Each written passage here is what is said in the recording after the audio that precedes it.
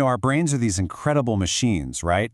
They're constantly sorting through this absolute storm of information just to help us make sense of the world. But how does this system hold up when the pressure is really on? Today we're going to decode the brain's operating system, especially how it works in really high-stakes places, like in aviation. So picture this. You've got an air traffic controller, and they're juggling dozens of planes on a screen. Or maybe a pilot trying to land a plane in a really nasty storm. It's just a flood of data, right? And one tiny mistake could be catastrophic. So how on earth does the human brain turn all that potential chaos into safe, decisive action? That's the big question we're tackling in this explainer. Well, the answer is something called human information processing. The easiest way to think about it is like your brain's own personal operating system.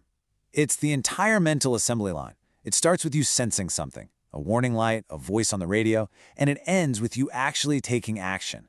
It's how we navigate the world, from something totally mundane to something absolutely mission-critical. So this operating system, it runs on a continuous cycle. It's not a straight line. It starts with gathering information, then it moves to perception, where we try to figure out what that info means. From there, we go to decision-making. That leads to an action. And then finally, there's a feedback loop that checks the results, and the whole cycle starts right back up again. So let's break down each step. Okay, first up, stage 1, gathering information. This is pretty straightforward. It's where our senses, our eyes, our ears, act like cameras and microphones.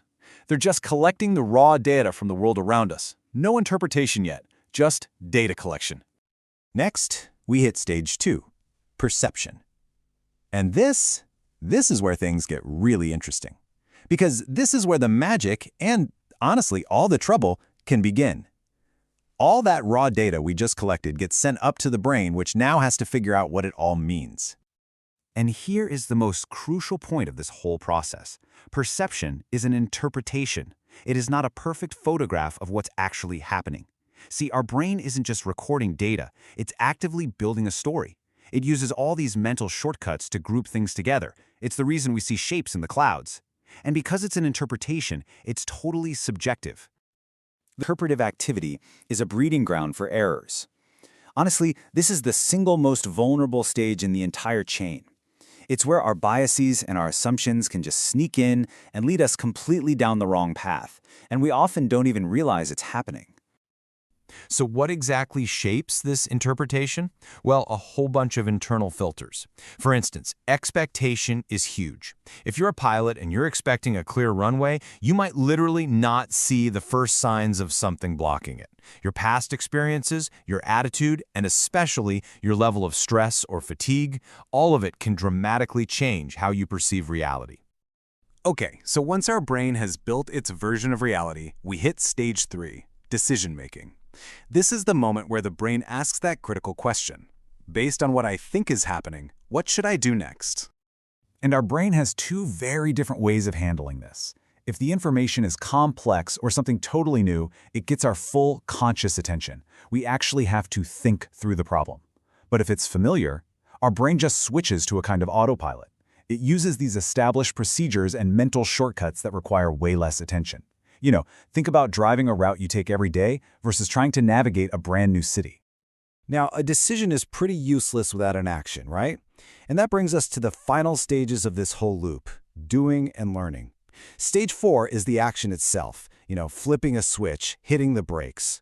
And stage 5 is feedback, which is where our brain immediately checks, hey, did that work? And get this, the feedback loop isn't just a one-time thing. It's this continuous, super fast process. Our brain is constantly comparing what's happening now with what it expected to happen.